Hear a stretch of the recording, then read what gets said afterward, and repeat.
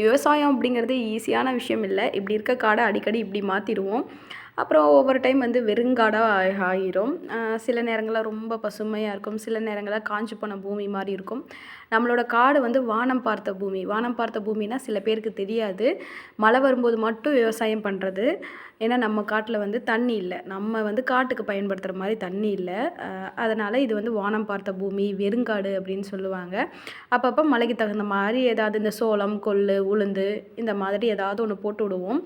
திருப்பூர்லேருந்து நான் இங்கே ஊருக்கு வரும்போது எனக்கு ஒரு ஆசை இருந்துச்சு. சரி நம்ம விவசாயம் பண்ணுவோம் அப்படின்னு சொல்லிட்டு வீட்டில் உழவு ஓட்டுறாங்க அப்படின்னு சொல்லும்போது நான் சொன்னேன், சோளம், கொள்ளு, உளுந்து, பச்சை பயிறு எல்லாத்தையும் போட்டு விடுங்க, நான் வந்து பார்த்துக்கிறேன் அப்படின்னு சொன்னேன்.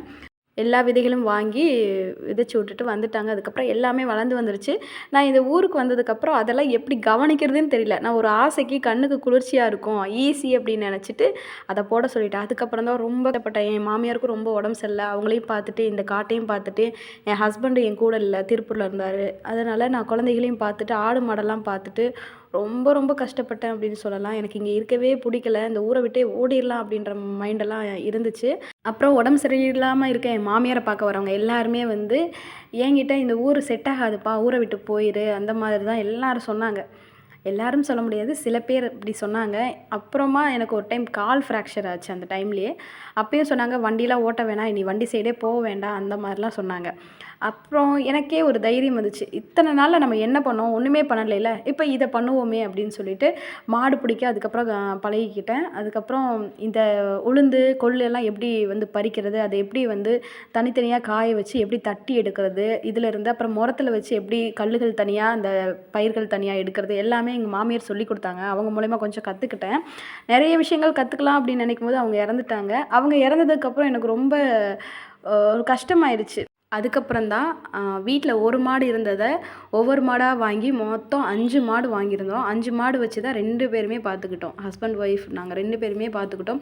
அதுக்கப்புறம் அடுத்தடுத்து என்ன வேலைகள் செய்யலாம், ஏன்னா நம்ம சிட்டியில் பார்த்த வேலைகள் வேறு மாதிரி இருக்கும். இங்கே கிராமத்தில் பார்க்குறது, கிராமத்தில் விவசாயம் சம்மந்தப்பட்டது அந்த மாதிரி வேலைகள் தான் பார்க்க முடியும். அதுக்கு நம்மளை தயார் பண்ணிக்கணும் அப்படின்னு சொல்லிட்டு அப்படியே கொஞ்சம் கொஞ்சமாக எங்களோட வேலைகள்லாம் மாற்றிட்டு இங்கே கிராமத்துக்கு தகுந்த மாதிரி நாங்கள் வாழ ஆரம்பிச்சிட்டோம். இப்போல்லாம் சோளம், கொள்ளு, உளுந்து இந்த மாதிரிலாம் போட்டால் வீட்டு யூஸ்க்கு மட்டும் வச்சுக்கிறது.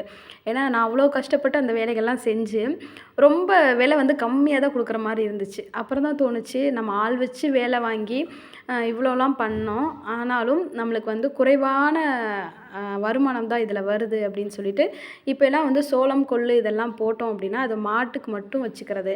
அப்படி இல்லைன்னா வீட்டு யூஸுக்கு தகுந்த மாதிரி சோளம், கொள்ளு, தட்டைப்பயிறு, பச்சைப்பயிறு இதெல்லாம் வந்து வீட்டு யூஸுக்கு மட்டும் எடுத்து வச்சுக்கிறது. நம்ம சேல்ஸ் அப்படிங்கிற மைண்ட் செட்டு விவசாயத்தில் எனக்கு இல்லை.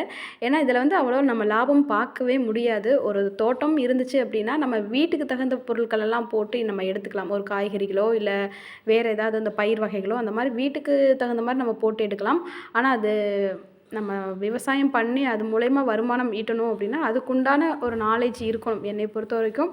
அதே மாதிரி அதுக்குண்டான ஒரு பேக்ரவுண்டு இந்த மாதிரி நிறையா இருக்கணும். அது இல்லாமல் நம்ம வெறும் கையில் முளம் போடுறது கண்டிப்பாக முடியாது. அதனால் ஆள் வச்சு வேலை பார்க்குற ரிஸ்கெல்லாம் நான் இப்போ எடுக்கிறதே இல்லை.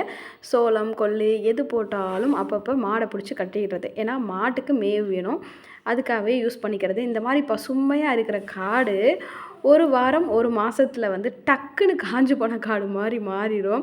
அப்பப்போ மாறிட்டே தான் இருக்கும். வருஷத்தில் எப்படியும் ஒரு 4 தடவை 5 தடவை இல்லை 3 தடவை அந்த மாதிரி தான் விவசாயம் பண்ண முடியும். மற்ற நேரத்தில் வெறும் காடாக தான் இருக்கும்.